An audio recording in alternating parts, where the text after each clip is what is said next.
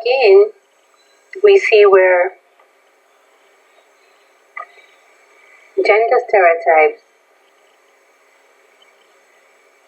are used and can be used as tools of insult and humiliation. And we also see where certain attributes, physical attributes, emotional attributes are also gendered. So it's not just careers that are gendered, but also emotions are gendered. So what does it mean to act like a girl? What does it mean to act like a boy?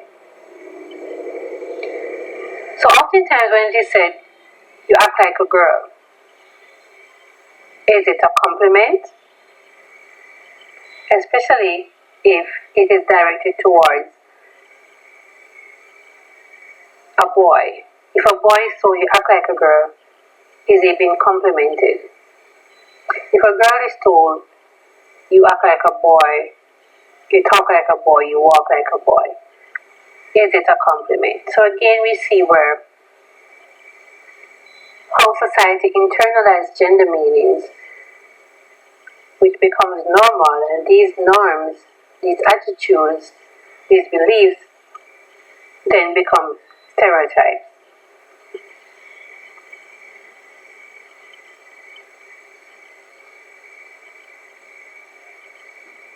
Now we look at social learning theory specific to our discussion on gender socialization. And this is important because social learning theory dictates, or indicates rather, the possible influences the family has on our career development. And these influences are oftentimes positive or negative reinforcement that influences our attitudes and our behaviors. Then we look at the cognitive approach of gender socialization, which states that individuals internalize gender meanings from the outside world, and then with the help of these meanings, they construct an identity for themselves. So in the first video, we saw children explaining what it means to be a boy or what it means to be a girl, because they internalize these meanings that they receive or that they absorb from the outside world. So society teaches you that as a girl, you're socialized to like dolls, to like pink colors. You are expected to clean and be involved in household activities. On the other hand, the boys are expected to play with trucks and be more outdoors and physically active, play sports. So these are gender meanings that we all, not just children, but we all as individuals, we internalize these meanings. Because I'm sure you can also explain what it means to you to be a boy, or what it means to you to be a girl, or rather a man or a woman. And also the psychoanalytical approach, and it explains some aspects of gender identity as a result of unconscious psychological process. So theory speaks about nature and nurture. So this psychoanalytical approach really speaks about the nature aspect of gender socialization.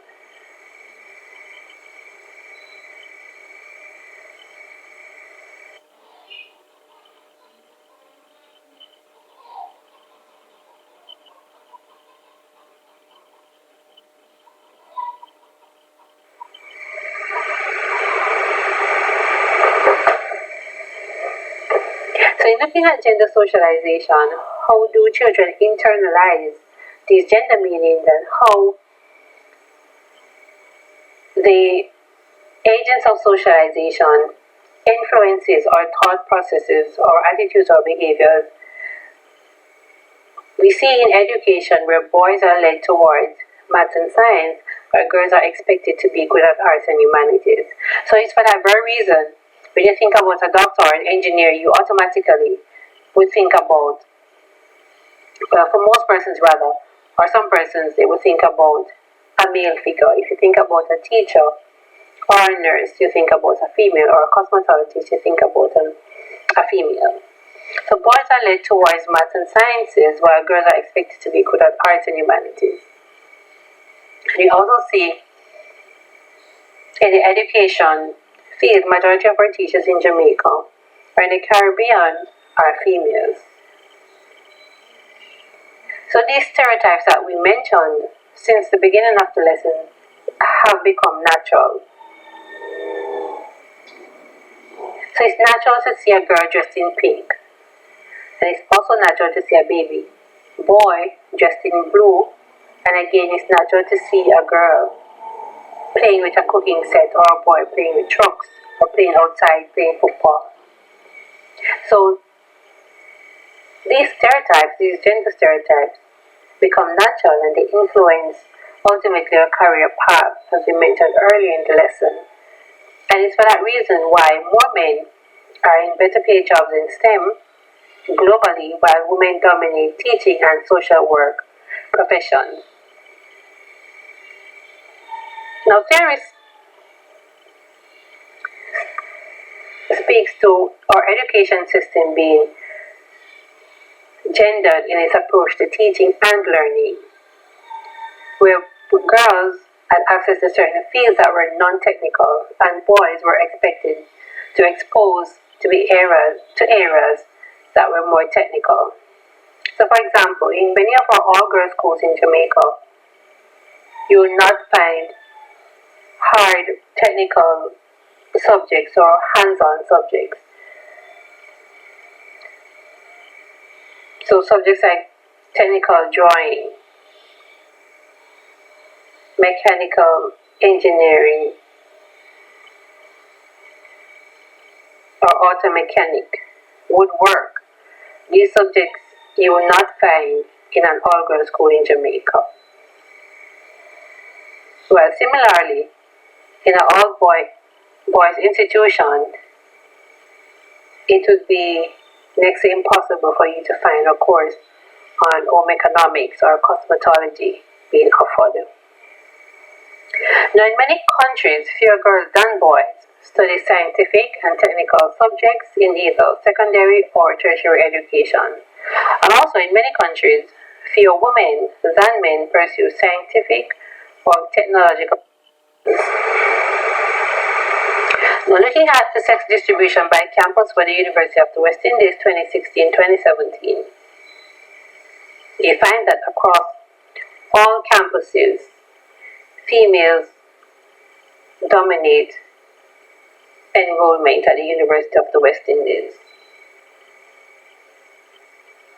But why is this important? Why is this important for us to examine the current ratio of male to female enrollment at the University of the West Indies?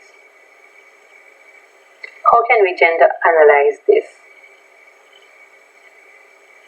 Are we seeing that education is gendered, that is more geared towards women?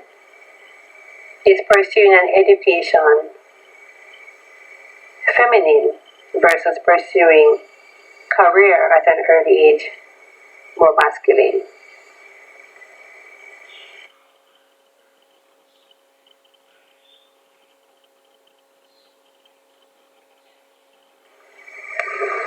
And again, when we look further and we break down that sex distribution of students by faculty at UWI, we see that except for the faculty of engineering, females likewise enrollment dominate all faculties across the University of the West Indies. Again, this is something that you can, or I'm imploring you to think about. How does gender socialization, and maybe even stereotypes influences enrollment at the University of the West Indies, and also the breakdown of sex distribution by faculty?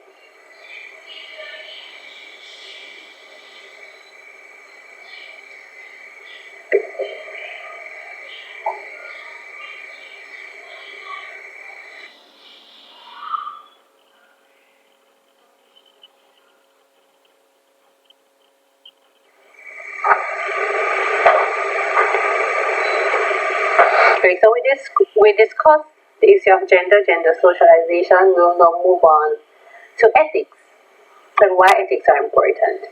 So we know that ethics are the norms for conduct that distinguish between acceptable and unacceptable behaviors in our society.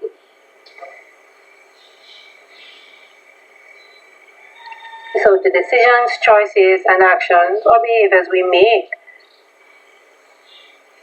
reflect what we understand to be good and right based on a set of standards or theory or system of moral values. And ethics are also the exercise of systematizing, defending, and recommending concepts of right and wrong behavior.